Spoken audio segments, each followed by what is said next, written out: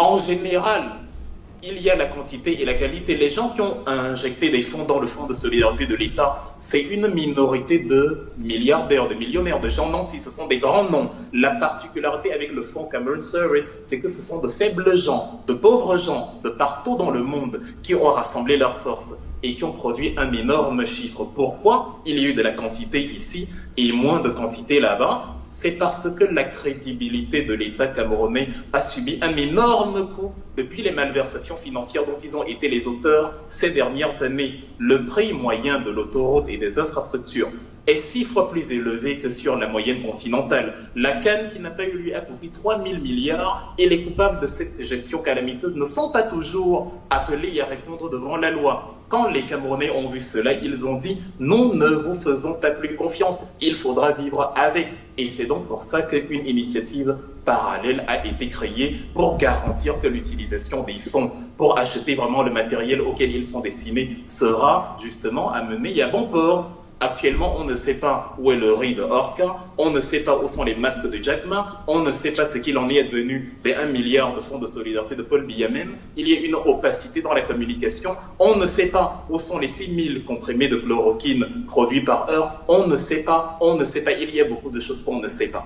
Comme on ne sait pas, les Camerounais se sont donc organisés de manière autonome. Et comme si ça ne suffisait pas, ceux qui, parce qu'ils n'ont pas été crédibles, se sont vus délaissés par leurs concitoyens, ce sont les mêmes qui viennent maintenant encore agir dans la répression en bloquant les comptes, en empêchant les dons d'être effectués. Et en amont, ils avaient déjà empêché des réunions publiques, empêcher des marches pacifiques, empêcher des conférences, empêcher mais absolument tout. Le Camerounais est muselé dans son expression, c'est abominable, c'est invivable dans un contexte pareil. C'est à croire que quand on ne dit pas bravo Paul Biya, on est un mauvais Camerounais, on est muselé dans tout ce qu'on fait et on devient anti-patriote parce qu'on n'a pas voulu faire comme à Tanganji. Donc, le ressenti que moi, en tant que Camerounais, ou en tant que Camerounais non affilié au RDPCG, c'est celui-là. C'est celui que l'État carnassier que nous avons, même dans une logique compliquée comme celle du Covid-19, où l'Union sacrée appelle justement chacun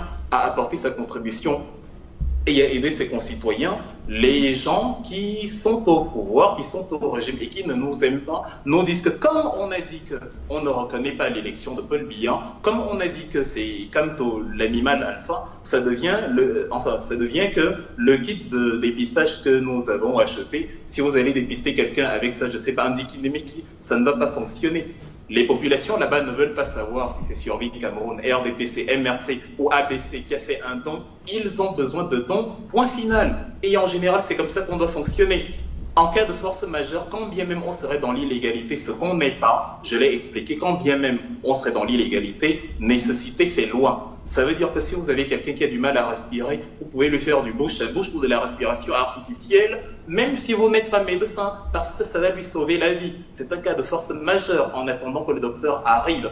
Monsieur est certainement chrétien sur le plateau et Monsieur Atanganji a l'habitude de distribuer des Bibles et des Corans partout. Il n'a certainement pas lu le passage où Jésus est allé avec ses disciples dans un champ de blé où ils se sont mis à manger et à cultiver, à arracher les blés le jour du sabbat. Les pharisiens lui demandent pourquoi est-ce qu'il travaille le jour du sabbat, le samedi, qui est tabou chez les Hébreux. Jésus demande, lequel d'entre vous, s'il a une vache et qu'elle tombe dans un trou, ne va pas aller la chercher de ce trou parce que c'est le jour du sabbat? Lequel d'entre vous, dont je vous repose la question, si son père ou son fils est agonisant dans son lit à l'hôpital, ne va pas prendre le kit de Maurice Kamto parce qu'il l'a fait au nom du MRC, au nom de Cameroun Survie, la récupération politique, la politique reptilienne. Ce n'est pas le MRC ou Maurice Kamto ou Wilfried Ekanga qui la mène, c'est exactement au contraire ce qui nous accuse de la mener. Médecin, guéris-toi toi-même.